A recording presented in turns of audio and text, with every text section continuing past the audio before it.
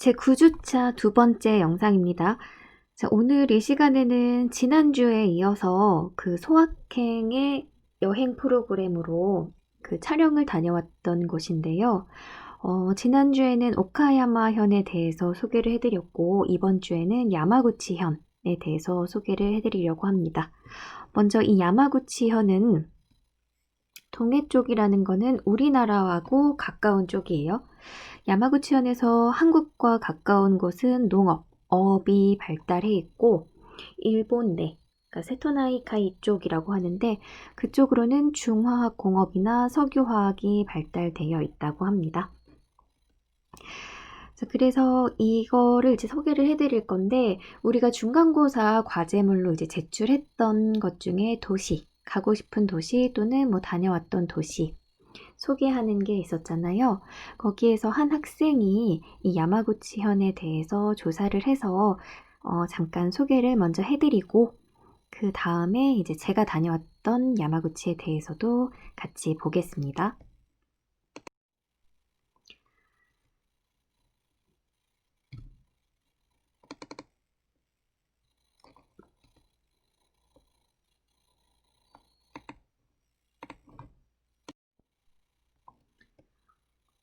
고보나 양이 제출한 야마구치 현이고요. 보시면 같이 한번 읽어볼게요. 여행하면은 자연과 힐링을 생각해서 일본 여행지를 찾아보던 중에 야마구치 현이 풍경으로도 유명하고 먹을거리와 볼거리도 많은 것 같아서 조사해 봤다고 해요. 자, 우선 일본 야마구치 현은 혼슈 최서단, 서쪽에 위치하고 있으며 그러니까 우리나라하고 가깝죠. 동쪽으로는 히로시마현, 시마네현, 그리고 서쪽으로는 규슈 후쿠오카현과 이웃하고 있다고 합니다. 자, 삼면이 바다로 둘러싸인 야마구치현은 약 1500km에 이르는 긴 해안선과 에메랄드 그린빛 바다와 아름다운 모래사장, 파도에 의해 침식된 절벽과 기암이 자아내는 멋진 절경과 풍경이 멋있는 지역입니다. 우선 볼거리로는 유명한 긴타이교 다리가 있는데 이 다리는 니시카와 강에 놓인 활 모양의 곡선 5개가 이어지는 독특한 구조의 아치형 특이하죠. 목조교라고 합니다. 이와쿠니 영주가 중국의 다리를 보고 감명을 받아 건축을 했다고 하고 역사는 약 300년이 되었고 벚꽃과 단풍, 눈으로 뒤덮인 긴다이교는 사시사철 아름다워 많은 이들이 찾으며 그 반대편에는 기코공원, 무사의 저택, 신사, 백사관람소, 미술관 등이 있고 그 케이블카를 타면 산 꼭대기에 있는 이와쿠니 성에 이른다고 합니다. 그리고 무사시 아이스크림이라고 긴다이교를 건너면 꼭 먹어야 하는 아이스크림으로 일본에서 가장 많은 종류의 아이스크림을 파는 것으로 유명한데 특이하죠? 와사비, 다시마, 고춧가루 맛 등 신기한 맛들이 많고 새로운 메뉴도 계속해서 추가 중이라고 합니다. 자, 이게 긴다이교 다리고요. 저도 이곳은 다녀왔어요. 긴타이쿄 다리는 이번에 처음 봤고 모토노스미 이나리 신사라고 저도 여기는 다녀왔었고 자, 그래서 두 번째로는 이 모토노스미 이나리 신사인데 이 신사는 1955년에 흰 여우 계시를 받아 시마네현 스와노정에 있는 다이코다니 이나리 신사에서 불령된 신사이며 드넓은 바다로 이어지는 123기라는 건 이게 총 123개 붉은 토리이 전에 설명드렸었죠.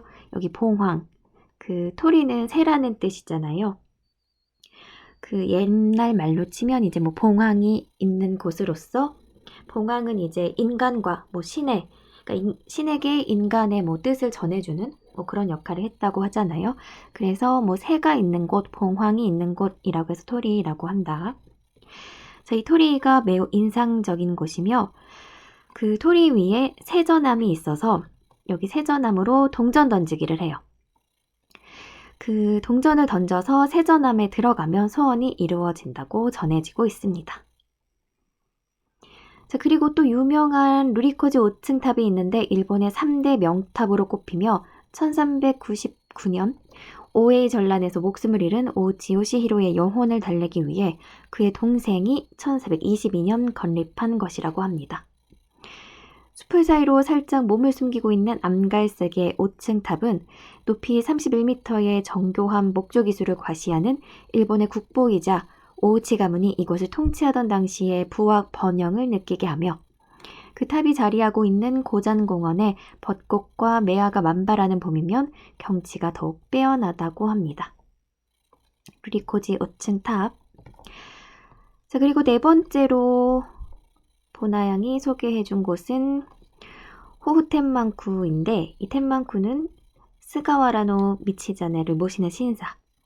자, 이 사람이 누구냐? 헤이안 시대의 귀족이자 학자, 시인, 정치인으로서 일본에서는 학문의 신으로 유명해요. 자, 이 호우텐만쿠도 일본의 3대 텐만쿠로 불리며 예부터 이 신사를 중심으로 번영해 왔다고 합니다. 자, 당연히 입시철이나 수험생들, 가족들이 많이 찾아오고 있겠죠. 자, 그리고 이 스가와라노 미치자네의 영혼을 위로하는 축제, 고신코사이가 열리는 11월이면 도시 전체가 들썩거리고 또 한편 텐만구에 있는 소동상의 머리나 뿔을 만지면 지혜로워진다는 이야기가 있고 여기 호우 텐만쿠 말고도 그 각 지역에 이 텐만쿠들이 많아요. 그래서 대부분 학문의 신을 모시고 있고요. 그 지역에서 유명한 학자, 그 학문의 신을 모시고 있고 그 소동상의 뿔을 만지면 합격을 한다, 똑똑해진다 이런 말들이 전해지고 있어서 저도 다녀왔던 것 같아요.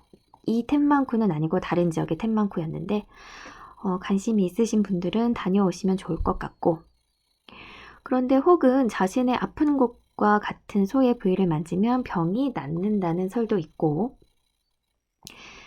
자, 그리고 다음으로 이 호우텐만쿠에서 돌계단을 내려와 왼쪽에 싱그러운 정원과 연못을 갖춘 다실 호쇼안이 있는데 다도 체험을 신청하면 다과도 내어준다고 하네요. 자, 그리고 다섯 번째로 야마구치 하기에 위치한 고양이 절로 불리는 울린지인데 이 입구에서부터 경내 본당 안까지는 온갖 고양이 형태의 조각과 그림으로 장식되어 있으며 나무판에 소원을 적는 에마는 물론 부적들도 전부 고양이 문양이고 진짜 고양이도 경내를 종종 오간다고 합니다. 그리고 고양이가 유명한 것에 걸맞게 이 탈을 쓰고 사진 찍는 것도 유명하고 그리고 여섯 번째로 아키요시다이 국정공원에 있는 약 450개의 석회동굴 중에서 석회동굴이겠죠?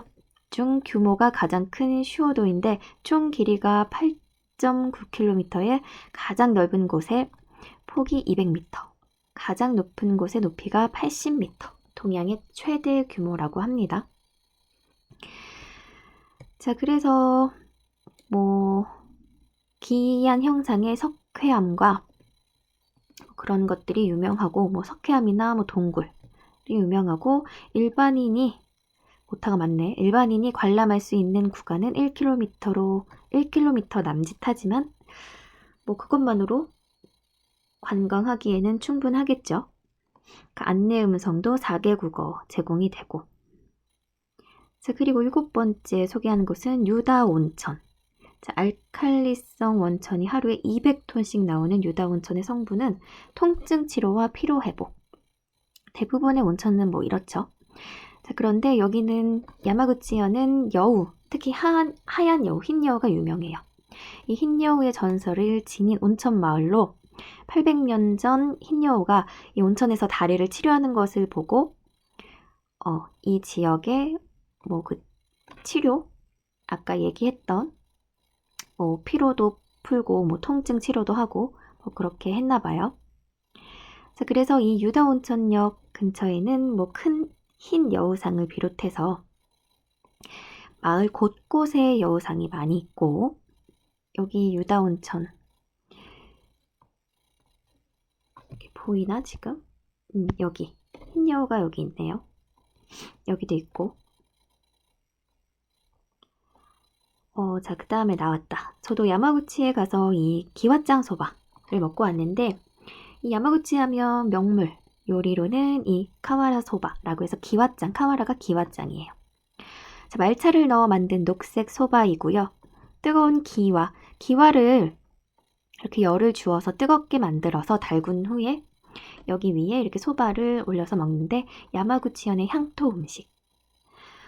그런데 맛은 뭐 그렇게 맛있다기보다는 이게 이제 익어감에 따라서 약간 이렇게 좀 딱딱해지는 누룽지처럼 눌러붙는 그런 느낌이 있었는데 약간 그런 맛을 살짝 그 딱딱해지는 맛을 뭐 즐긴다고 하더라고요. 자, 그 다음에 야마구치현 하면 대표적인 요리로 보거가 있어요. 자, 뭐 그리고 다른 음식들도 있고 이렇게 해서 뭐 가고 싶은 명소 그리고 유명한 음식을 조사를 해왔는데 자, 이어서 제가 다녀온 야마구치를 간략하게 또 살펴보도록 하겠습니다. 자, 제일 먼저 가와라 소바, 기왓장 소바 아까 그 리포트에서도 같이 봤는데 뭐 이런 식으로 나오고요. 저도 처음 먹어봤는데 뭐 그렇게 막 한국인 입맛에 엄청 맛있다 이런 건 아니었지만 그냥 독특한 매력이 있었어요. 그래서 이걸 먹었고 자, 그리고 또 유명한 음식이 제가 음식 사진은 지금 남겨두지를 못했는데 여기 보이시면 야키카레라고 해서 이 야마구치의 모지코 항구라는 곳에 가면 이 야키카레를 파는 곳이 있어요. 근데 굉장히 맛있었던 기억이 있습니다. 이거는 추천이에요. 자, 그래서 뭐 모지항이라고 자막에는 나와 있는데 모지코라고 해서 그 코어가 그 항구라는 뜻이 있으니까 모지 항구, 모지코 항구 정도가 되겠죠. 어쨌든 이곳에 가면 유명한 것이 카레, 그 중에서도 야키카레.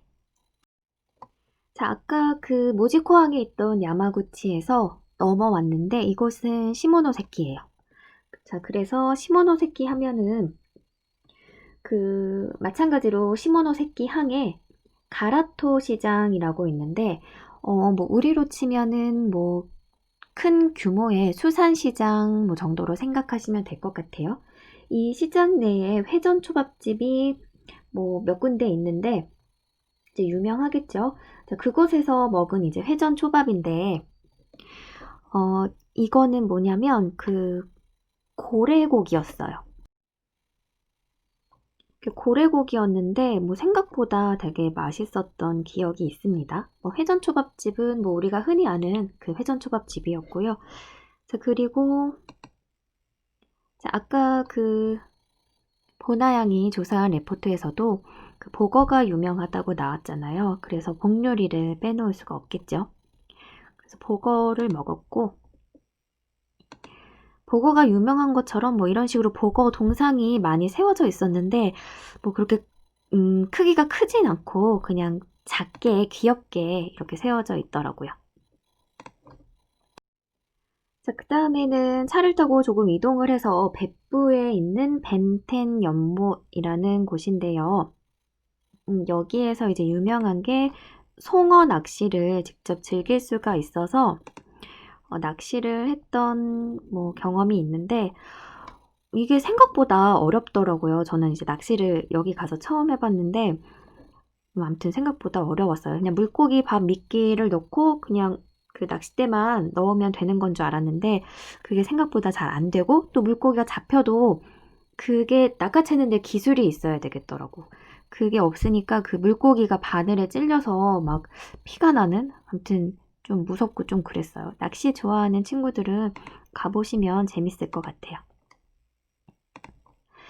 그리고 그 잡은 송어는 이런 식으로 그 인근의 식당에서 바로 요리를 해주는데 그 일본은 제가 이제 개인적으로 생선을 그렇게 썩 좋아하는 편은 아닌데 일본에 가시잖아요. 그러면 그 확실히 생선구이가 맛있어요. 이유는 잘 모르겠는데 일본에 가면은 생선구이를 좋아합니다.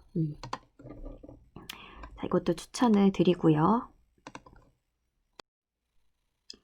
그리고 야마구치 하면 또 유명한 게 그 토종닭, 닭 요리가 유명한데, 뭐 야마구치뿐만 아니라 다른 지역들도 이제 뭐 지방 도시에 가면 닭 요리가 유명한 곳이 이제 많은데, 이 야마구치의 닭도 이제 유명한 닭 요리 중에 이제 한 군데고요. 사진은 없네요.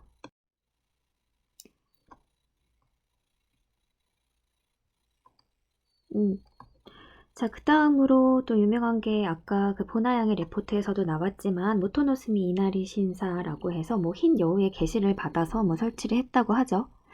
자, 근데 일본에서는 이 토리를 이렇게 많이 이제 건립하는 데 있어서 대부분 이제 그 지역 출신들이 뭐 출세를 하거나 뭐 성공을 했을 때 그 지역에 이런 식으로 이제 그 뭐라고 하지?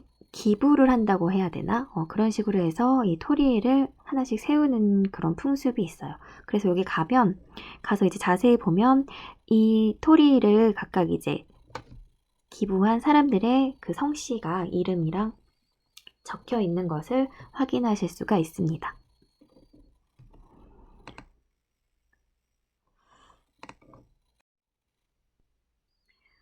그리고 이 신사 인근에 이제 센자키항이라고 해서 이 센자키항에서는 뭐가 유명하냐면 그 오징어 성게가 유명하고요. 그래서 보면은 오징어 회랑 이렇게 성게 덮밥이 있는데 개인적으로 이런 오징어 회랑 뭐 성게 이런 거는 대부분 이제 일본 하면 회가 맛있긴 한데 이거는 뭐 그렇게 맛있었던 기억은 없어요. 제가 이제 여기가 이제 오오미 섬이라는 곳인데 센자키항에서 오오미 섬까지 이제 배를 타고 들어가는데 멀미를 좀 해가지고 그 맛이 없을 수도 있는데 아무튼 그렇게 맛있는 그런 느낌은 아니었던 것 같아요. 자, 아까 사진에서 설명 못 드린 것을 잠깐 보면 그 야키카레가 유명했던 곳은 이제 후쿠오카 모지코라는 곳이고요. 그 후쿠오카하고 야마구치를 잇는 시오카제호라는 게 있어요. 시오카제호는 뭐 느림의 미학이라고 해서 일본에서 뭐 가장 느린 열차라고 하는데 짧네. 짧네. 아직까지는 서울 상황이고요. 좀만 걸어가면 이제 양원 천이에요. 아, 양아치. 너무 바뀌었는데, 나도 진짜. 자, 하세요. 가자!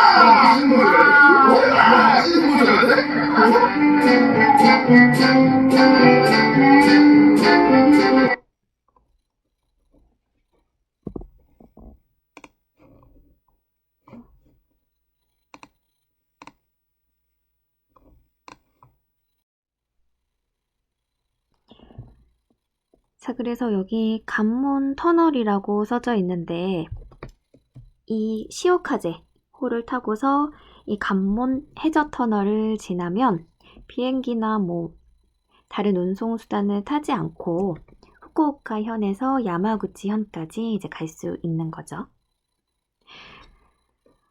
그리고 이 해저 터널은 걸어서도 갈 수가 있어요. 걸어서도 갈 수 있다는 거. 자, 그리고 야마구치 현 하면 아까 전에 그 닭도 유명하다고 했었는데 그 중에서도 이제 야마구치 현의 나가토시의 유명한 이제 조슈 지도리라고 있는데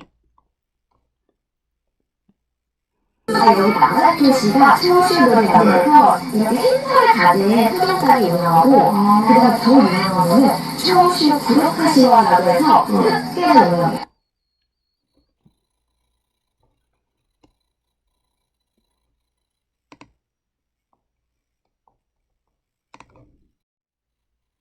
자, 그러면 나가토시의 닭이 왜 이렇게 맛있고 유명한지를 보면 여기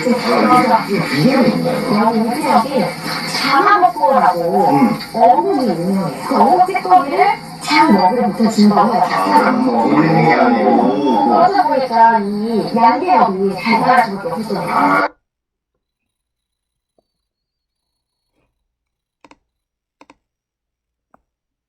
자, 그래서 뭐 어묵 찌꺼기를 이제 먹이로 주기 때문에 뭐 닭이 맛있다고 하고요. 근데 개인적으로 야마구치에서 가장 맛있었던 음식을 꼽으라고 하면 이 닭꼬치 요리가 진짜 맛있었던 것 같아요. 여기 정말 추천을 드리고, 이제 뭐 여행 가면 피로하고 지치잖아요. 이제 여독을 풀어야 되는데, 이제 호텔에서 쉬기 전에 마지막으로 이제 닭꼬치에 생맥 한 잔 마시면은 정말 가장 좋은 그 스케줄이 아닐까 그렇게 생각이 됩니다. 자, 그럼 오늘 마지막 영상으로 그 일본 전통 료칸, 뭐 우리나라 말로 굳이 해석을 하면 여관인데, 일본에서는 우리는 여관 하면 이렇게 좋지 않은 이미지지만 일본은 료칸 하면은 굉장히 고급 이미지가 있어요. 그래서 그게 왜 그러냐면 아무래도 이 가이세키 요리라고 하죠. 이것을 먹을 수가 있고 이것을 먹으면서 뭐 온천욕도 즐기고 그런 이미지가 있기 때문에 제대로 대접받는, 그래서 굉장히 이제 고급인데, 자, 이거 상식으로 알아두시면 좋은 거. 자, 그러면 가이세키 요리가 뭔지 한번 살펴볼게요. 마음의 품을 해자에다가 도석자를 써서 해석 요리라고 하거든요. 마음을 품겠다라고 해서 불교하고 다도해서 먹는 성의로 대접할 때 먹는 음식. 근데 이제 에버시대에서 한자가 바뀌면서 술자리 연회 음식으로 바뀌어요. 그러면서 이렇게 코스 요리로 쫙쫙쫙 나오거든요. 코스 요리로 나오는 게 원래는 정식 가이세키라고 보시면 돼요. 먹는 순서는 일단 보통 차원 음식부터 먹고요. 네. 자, 그래서 중요한 거는 원래는 불교에서 이제 쓰던 말로 뭐 마음의 품을 회자에다가 도유석자를 써서 뭐 이제 뭐 불교 용어가 되겠죠. 원래는 불가에서 이제 스님들이 먹던 뭐 수행을 위해서 먹던 음식이었는데, 이제 시대가 변함에 따라서 이제 다 같이 모여서 먹는다라는 뜻으로 이제 한자가 바뀌면서 지금의 이제 가이세키 요리가 됐는데, 뭐 어쨌든 정갈한 마음가짐으로 다 같이 모여서 만찬을 즐기는 뭐 그런 의미가 있을 것 같아요. 전체 요리처럼 차음식을 보통 먹어요. 그 다음부터 이제 뭐 채소 먹고 고기랑 생선 여기 뭐 먹는 요리, 음식에 가이세키 요리에 먹는 순서는 보통 이제 앞쪽, 가까운 이 앞쪽에 있는 요리부터 차례로 이제 드시면 되고요. 네네. 한식대로 드시면 돼요. 근데 뭐 사실 그 순서는 그렇게 중요하지 않은 것 같아요. 그냥 드시고 싶은 대로 드시면 돼요. 특이한 게 일본은 되게 이제 그 반찬들이 없는데 우리나라 음식이랑 반찬이 많잖아요. 그죠? 그게 1970년도 부산에서 일식집 주방장님들이 굉장히 붙은 거예요. 그래서 반찬 하나씩 내놓다 보니까 서로 반찬이 늘어나게 돼서 이게 바로 스키다시라고 정의가 내려진 거죠. 스키다시는 정확한 일본어가 뭐예요? 저도 처음 궁금했어요. 네, 정확한 일본어고요. 네. 다시에 내놓다라는 뜻이 있고요. 스키에는 갑자기 좀 돌발적으로 이런 의미가 있어요. 갑자기 내놓다라는 뜻인데, 지금 현대에서는 스키다시라면 전체 요리 간단한 반찬, 갑자기 전체 요리 간단한 반찬 뜻인데, 지금 제가 여기에서 뭐 갑자기 내밀다 뭐 이런 말을 했는데, 원래 이 쯔끼는 뭐 곁들이다의 뜻이 더 강해요. 그래서 곁들여서 뭐 내놓는 음식, 그러니까 반찬이라고 생각하시면 되고요. 현대에서는 스키다시라면 전체 요리 간단한 반찬. 갑자기 내놓은 음식. 네. 보통 일반적으로 맛있는 음식들을 만들 때 재료가 8알 그리고 요리사들의 노력이 2알 정도 된다고 하거든요. 근데 이 가이세키 요리는 음식 재료가 8알을 하는데 요리사들의 손길이 2알 넘는 거.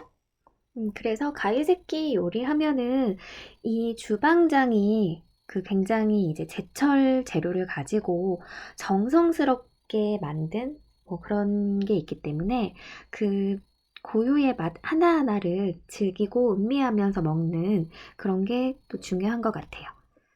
합쳐가지고 진짜 120대에 다 하면 되는 거 같아요. 이 일식 자체가 재료가 좋지 않으면 내놓을 수 없는 음식이어서 그 재료가 굉장히 중요해요. 지금까지 제가 먹었던 다른 음식들보다 가이세키 요리가 확실히 간이 조금 약해요. 약하죠. 근데 그 간이 뭐 약한 거라고요? 그만큼 재료에 자신이 있기 때문에. 가이세키 요리가 주방장들이 그날그날 메뉴를 정해요.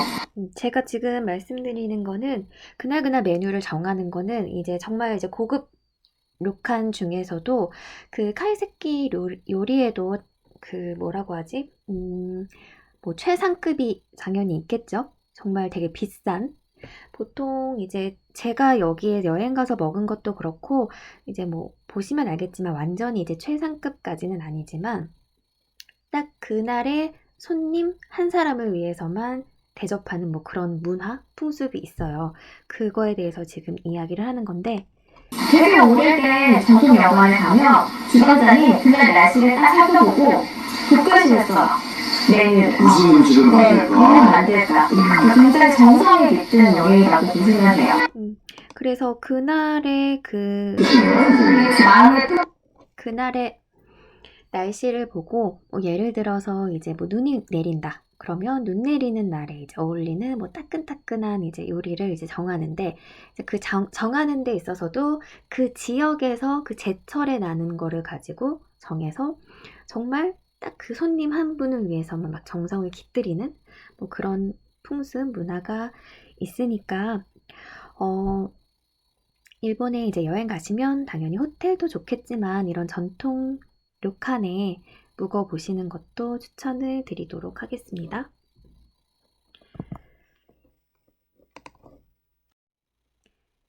자, 그러면 오늘 수업은 여기까지 하도록 하겠습니다. 자, 미나상 오츠카레사마 데시타.